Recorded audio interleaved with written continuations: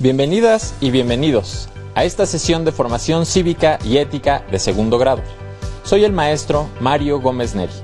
En esta sesión hablaremos sobre la libertad, las leyes y su desarrollo a través de los siglos hasta nuestros días. Espero que esta sesión sea de utilidad en sus vidas para ser mejores mexicanas y mexicanos. Les invito a que durante la sesión busquen reconocer la evolución de los tratados internacionales y las leyes relacionadas con las libertades fundamentales. Veremos cómo la humanidad ha hecho conciencia y luchado por sus derechos a partir de esfuerzos individuales y colectivos, y cómo esto ha sido un precedente para los derechos humanos y las libertades, mismas que son reconocidas y garantizadas por las leyes nacionales e internacionales. Al final de la sesión, identificarán cuáles son las libertades fundamentales aplicables a todas las personas. Comencemos. Los materiales que vamos a utilizar en esta sesión son un cuaderno u hoja de papel, un bolígrafo o un lápiz, así como tu libro de texto de formación cívica y ética o algún otro que tengas que creas que pueda hacerte de utilidad, como un libro de historia de años anteriores. Si tienen discapacidad visual, preparen sus hojas, layer, punzón y regleta. Anoten lo que consideren más importante, así como sus dudas según se vayan surgiendo al revisar nuestro tema. Quisiera comenzar planteándoles una situación. Escuchen atentamente. Es una mañana común de lunes en una semana regular de clases. Apenas despiertas, te preguntas si debes seguir durmiendo, pero consideras que es mejor levantarte de una vez para evitar que se te haga tarde. Un poco después, al llegar a la escuela, ves a dos de tus compañeras platicando y no estás segura o seguro de si te gustaría integrarte a su plática, pero decides que lo mejor es no hacerlo. Cuando llega la docente de la clase de formación cívica y ética, les pregunta a las y los estudiantes si quieren leer el libro de texto en silencio o en conjunto, y por turnos. La mayoría dice que silencio, pero tú contestas que prefieres hacerlo por turnos, pues te parece una mejor idea.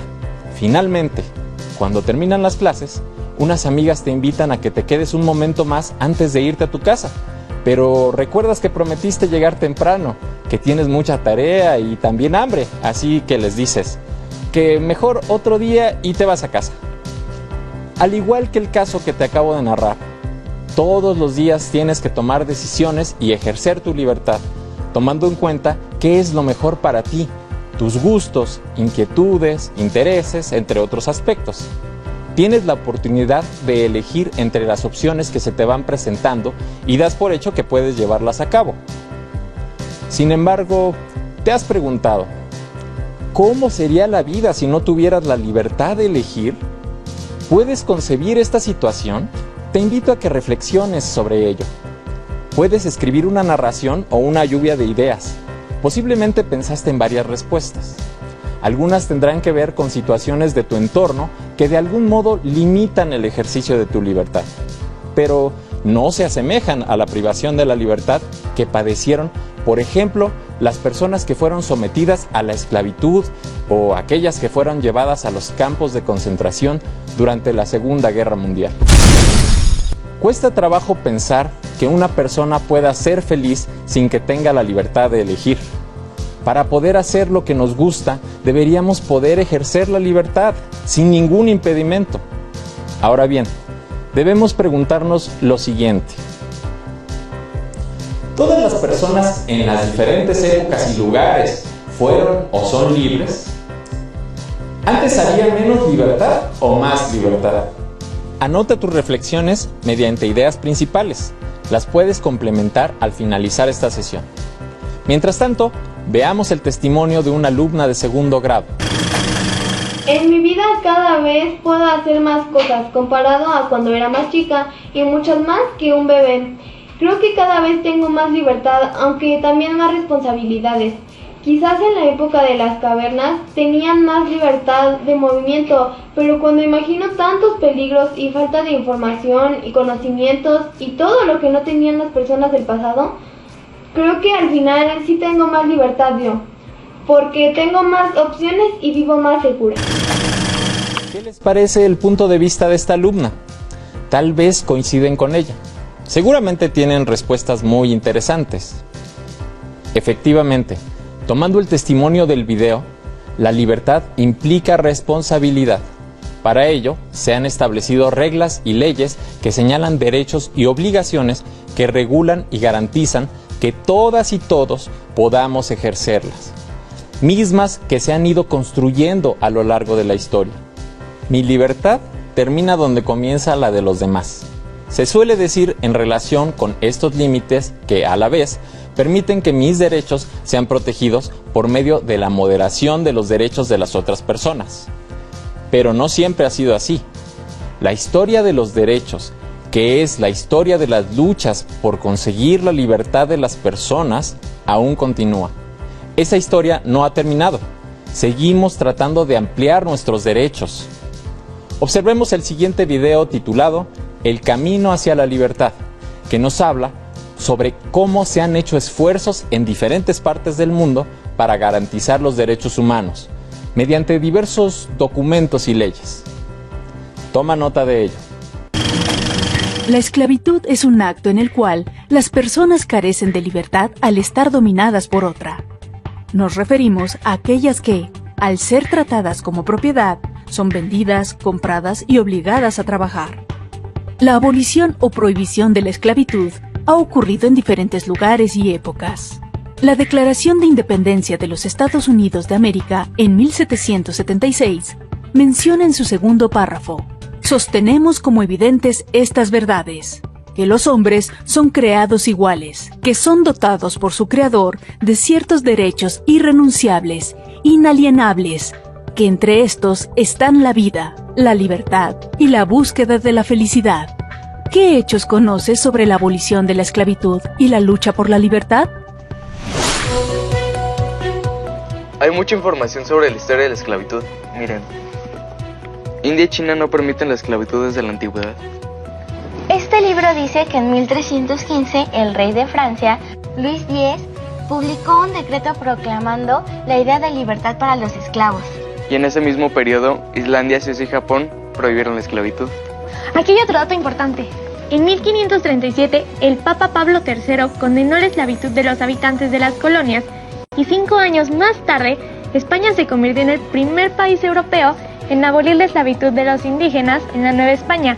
También dice que Simón Bolívar, en Sudamérica, decretó en junio de 1816 la libertad de los esclavos. Esta información es importante. Existen 2 hechos históricos fundamentales para la abolición de la esclavitud.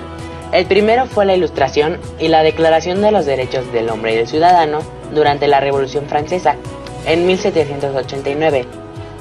En este documento se dice que los hombres permanecen libres e iguales en derechos. Y el segundo fue la Revolución Industrial, iniciada en Inglaterra, que planteó una nueva organización del sistema laboral. ¿Saben que el 2 de diciembre se celebra el Día Internacional para la Abolición de la Esclavitud para conmemorar el convenio firmado por la ONU para la represión de la trata de personas y de la explotación de la prostitución ajena en 1949? Años de historia y de luchas para lograr la libertad, y parece que aún no terminamos. Este es el video que nos pidió el profesor que viéramos para la clase de mañana.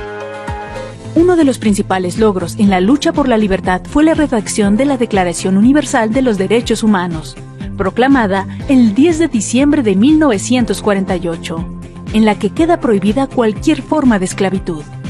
En el artículo 4 se establece que nadie estará sometido a esclavitud ni a servidumbre, por lo que está prohibido. A pesar de ello, en pleno siglo XXI, sigue siendo una práctica común. En el mundo hay más de 40 millones de personas que han sido víctimas de esclavitud moderna, 25 millones de personas en trabajos forzosos, es decir, que fueron obligadas a hacer un trabajo bajo amenazas o coacción, y 15 millones de personas obligadas a contraer matrimonio. El artículo 26 de la Declaración protege el derecho que toda persona tiene a la educación. Sin embargo, hay casos como el de Pakistán, donde las mujeres no pueden tener acceso a las escuelas. El artículo 27 defiende la libertad para participar en la vida cultural de la comunidad. Por ejemplo, En Irán se decretó en 2019, por primera vez desde hace 40 años, que las mujeres podrán asistir al estadio a un partido de fútbol, acompañando a sus esposos o en zonas exclusivas destinadas para ellas. El artículo 16 establece que solo mediante el libre y pleno consentimiento de ambas personas podrá contraerse matrimonio. No obstante, en México, hay comunidades que aún se gobiernan por usos y costumbres que privan a las mujeres de su libertad de elegir cuándo y con quién casarse. El artículo 19 señala que todo individuo tiene derecho a la libertad de opinión y de expresión, en tanto que el artículo 3 establece el derecho a la vida, la libertad y la seguridad personal. La Declaración Universal de los Derechos Humanos es un ideal común. Todos los pueblos y las naciones deben esforzarse para promover el respeto a estos derechos y libertades. Nuestra Constitución garantiza una serie de libertades públicas y privadas. Estos derechos fundamentales de cada individuo sirven para defenderse del poder que tiene el Estado y son conocidos como derechos humanos de primera generación. Durante mucho tiempo se les denominó garantías individuales. Tales libertades son básicas para presumir que se vive en una democracia. ¿De qué manera vives la libertad hoy en día? ¿Qué piensan respecto a lo que se comenta en el video? ¿Consideran que ha habido avances en favor de los derechos humanos, entre estos las libertades?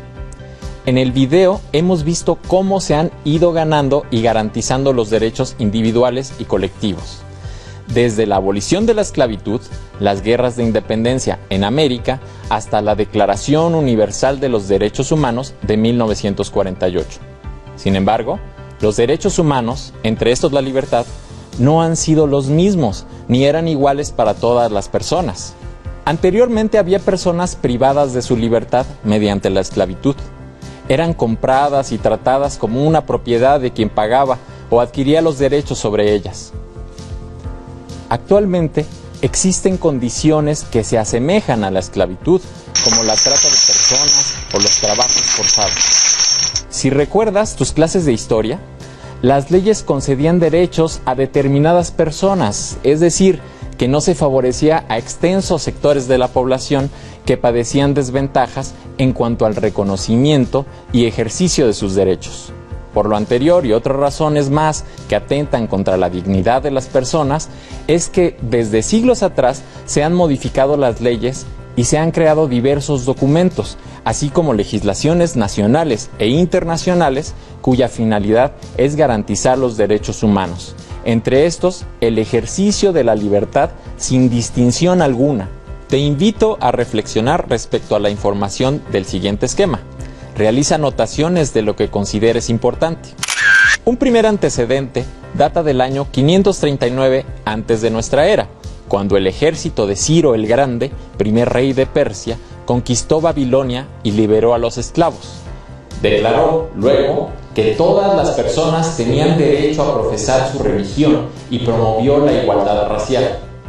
Más adelante, las democracias griega y romana permitieron que más personas pudieran tener derechos. Sin embargo, la mayoría seguían siendo esclavos. Otros documentos históricos que reconocen los derechos individuales fueron la Carta Magna o Gran Carta, firmada por el rey Juan de Inglaterra en 1215, misma que fue considerada como un antecedente importante para establecer la lucha por la libertad. La Petición de Derecho de 1628 fue generada por el Parlamento inglés y fue enviada a Carlos I como Declaración de las Libertades Civiles. La Declaración de la Independencia de Estados Unidos en 1776 proclamó el derecho a la vida y la libertad. Mientras tanto, durante la Revolución Francesa en 1789 surgió la Declaración de los Derechos del Hombre y del Ciudadano, que estableció que todos los ciudadanos son iguales ante la ley. Los dos últimos documentos propiciaron antecedentes importantes para el reconocimiento de los derechos humanos, pero aquellas leyes eran solo para algunos países y no para todo el mundo. Fue hasta el siglo XX que se reconoció el derecho a la libertad de absolutamente toda la humanidad. En nuestro país, la ley más importante en materia de derechos humanos y libertades fundamentales es la Constitución Política de los Estados Unidos Mexicanos. Con la Declaración Universal de los Derechos Humanos de las Naciones Unidas, firmada en 1948 por la mayoría de los países del mundo, se estableció en su artículo 2 que toda persona tiene todos los derechos y libertades proclamados, sin distinción alguna de raza, color, sexo, idioma, religión, opinión política o de cualquier otra índole, origen nacional o social, posición económica, nacimiento o cualquier otra condición. ¿Qué te parecieron los antecedentes de las leyes y los tratados en materia de derechos humanos y las libertades?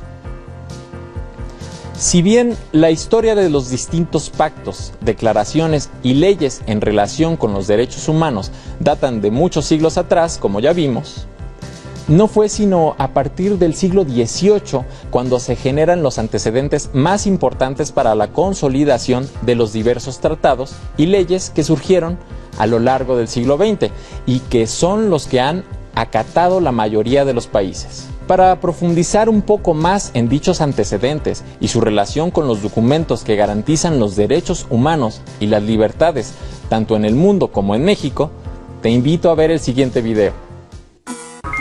Soy Antonio López Ugalde, especialista en los temas de derechos humanos y justicia. Y vamos a hablar sobre el fundamento último, el sustento de los derechos humanos, que es el principio de dignidad humana.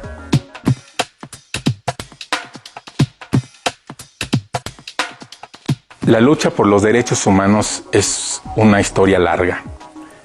Hay un primer momento que podemos identificar, cuando con la Revolución Francesa y las ideas de la Ilustración se termina la etapa de los estados absolutistas, aquella en la que los monarcas decían el Estado soy yo y no reconocían derecho alguno a sus súbditos. Con las ideas de la Ilustración se crea la Declaración de los Derechos del Ciudadano en 1789. Esta declaración por primera vez reconoce la igualdad de todos los ciudadanos y la soberanía del pueblo. Sin embargo, todavía no se da lugar, por ejemplo, a las mujeres en su calidad de ciudadanas, no se les reconoce este derecho. Posteriormente, en 1948, después de los horrores de la Segunda Guerra Mundial, se emite la Declaración Universal de los Derechos Humanos. Este documento, que está en la base de todo el sistema actual de derechos humanos, ya reconoce a cada ser humano en su calidad de ciudadano, en su calidad de sujeto de derechos plenos, incluyendo a las mujeres y a cualquier persona sin distinción.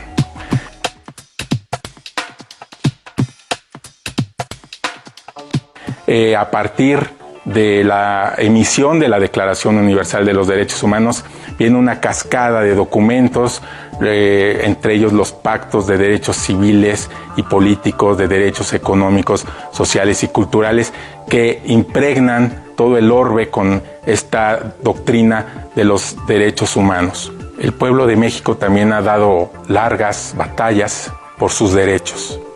En 1857 se expidió la primera constitución liberal del país, que reconoce ya las garantías individuales y los derechos fundamentales.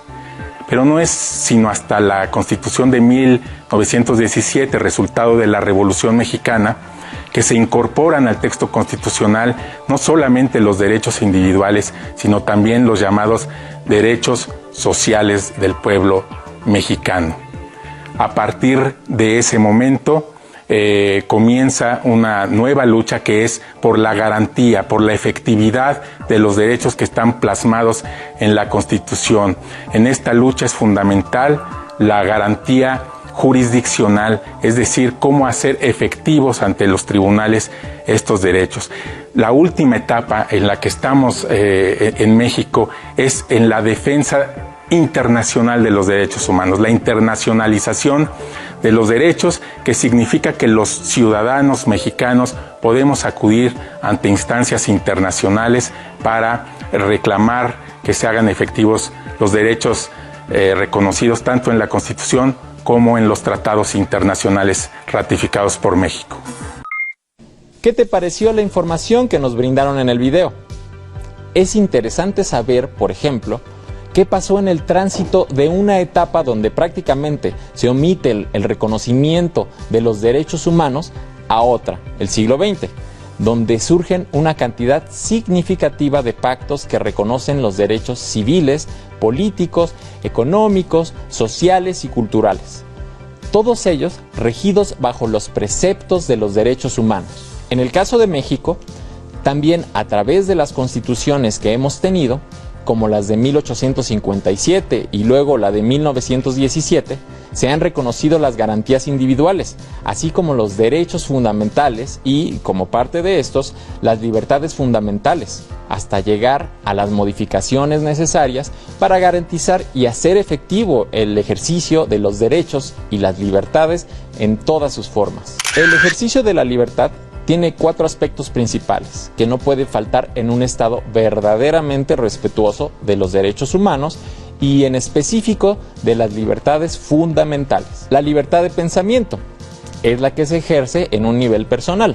Solo nosotros podemos limitarla tratando de no pensar o creer en cosas falsas o que puedan hacer daño a nuestra salud mental. Por consiguiente, tenemos el derecho de expresar con respeto lo que pensamos, en el momento y la forma que queramos. Pero no basta con que podamos solo expresar nuestras opiniones, sino que tenemos el derecho de actuar. Lo primero es poder ir a donde queramos, y eso es la libertad de movimiento y acción. Finalmente, la libertad de asociación faculta a las personas para reunirse y asociarse en forma pacífica para expresar sus opiniones y participar en la vida pública. Mediante el ejercicio de esta libertad, ustedes pueden organizarse y participar en diversos proyectos, actividades culturales o bien elegir a jóvenes que, como ustedes, los representen ante su comunidad. Al respecto, me gustaría aclarar que se denominan libertades fundamentales porque están reconocidas en nuestra Constitución, que es la Carta Magna de nuestro país. Esto significa que no pueden violarse, aplican a todas las personas y no se puede renunciar a ellas. Ahora que pudiste ver cómo se han alcanzado los derechos que tenemos en la actualidad, te propongo que en tu cuaderno hagas un recuento de todos estos cambios. Puedes hacer un esquema como los que vimos al inicio de esta sesión y apoyarte de tus libros de historia y formación cívica y ética. No olvides incluir la información sobre los acontecimientos específicos del continente americano. Te propongo que compartas esta información con tus familiares y amigos, para que todos podamos saber los logros que se han tenido hasta el día de hoy en el ejercicio de nuestra libertad como derecho humano. En esta sesión pudiste corroborar cómo fue la evolución de los tratados y leyes relacionados con los derechos humanos que a su vez han dado la pauta para que se reconozcan y garanticen las libertades fundamentales. Así, estas libertades están garantizadas por los gobiernos en las leyes de casi todos los países y que es necesario hacerlas respetar por los medios legales y legítimos al alcance, defendiendo el derecho de todos a disfrutar responsablemente del derecho a pensar, opinar, actuar, movernos y organizarnos libremente. Queda mucho aún por hacer, por lo que debemos asumir nuestro papel en la historia a través de la defensa y promoción de estos, dándolos a conocer, defendiendo siempre la libertad y la dignidad humana. Ese es el desafío que tenemos como personas éticas para el mejor futuro de la humanidad. Si te interesa conocer más acerca de las libertades fundamentales, puedes consultar tu libro de texto, así como la página de la Comisión Nacional de los Derechos Humanos o bien de la Organización de las Naciones Unidas. También puedes encontrar aspectos nuevos reflexionando y releyendo tus apuntes. Te sorprenderá la cantidad de pensamientos y opiniones que puedes generar al volver sobre el mismo tema. ¡Listo! Hemos terminado por esta ocasión. Ha sido un gusto estar con ustedes. Esperamos que les haya gustado y hayan podido descubrir algo que no conocían de ustedes y del mundo en el que vivimos. Aún nos queda mucho por explorar y conocer, así que nos vemos pronto aquí en Aprende en Casa 2. Hasta la próxima.